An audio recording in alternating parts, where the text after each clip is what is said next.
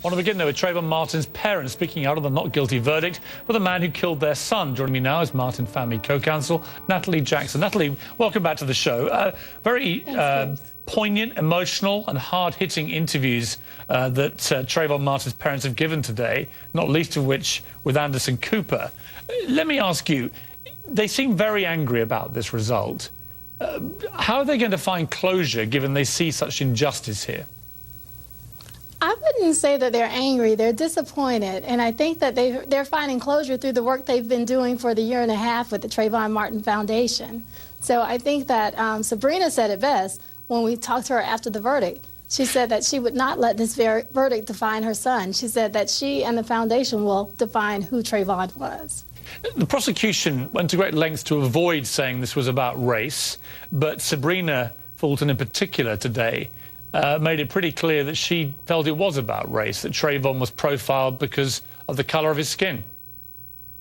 I think what you're seeing around the country with the protests and the demonstrations around the country, that most people who are upset and who are upset about this verdict, they believe that it's about race. We believe it's about race. It's how you see things through your lenses. I want to play a clip from the interview where she talks directly about this subject. My older son, he likes to go out with his friends. He likes to go to the movies and things like that. I'm very afraid right now because I have no clue what to tell him. I have no clue if I should tell him to run or walk, if I should tell him to defend himself or just lay there. I have no clue what to tell him. I mean, when you hear a mother talking like that, there'll be lots of mothers out there nodding, saying, well, what do you do? Trayvon Martin was profiled by George Zimmerman because he looked suspicious, because he wasn't moving fast enough. Then he was more suspicious because he began running. What does a young teenage boy do to avoid the glare and attention of someone like George Zimmerman in the future? Well, I think that, you know, the focus is now on what do we do to protect other kids so that this does not happen. That's Sabrina's focus. We have a law that, like it or not, it was so confusing that the police didn't think they could arrest a killer of a child. It was so confusing that we heard this juror say that she felt she couldn't convict the killer of a child. If you have a law that is so confusing that people can't protect children, especially brown and black children, then that's a problem. That law needs to go.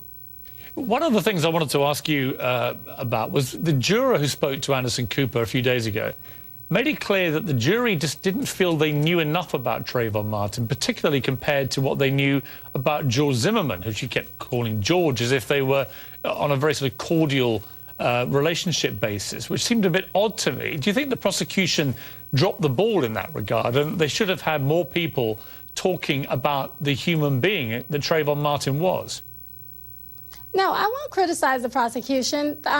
You know, I think the problem, if you ask me one thing that was missing from that trial, it was the real discussion about how race played a part in it. Many people were allowed to ignore race. They wanted to ignore the racial implications of why George Zimmerman thought Trayvon was suspicious and why he felt it was okay to follow Trayvon with a gun and to provoke him. And then why the jury felt it was okay that after George Zimmerman does all of this, that Trayvon did not have a right to defend himself. That's the question. We won't second guess the jury. The jury has spoken. But America has to deal with those questions.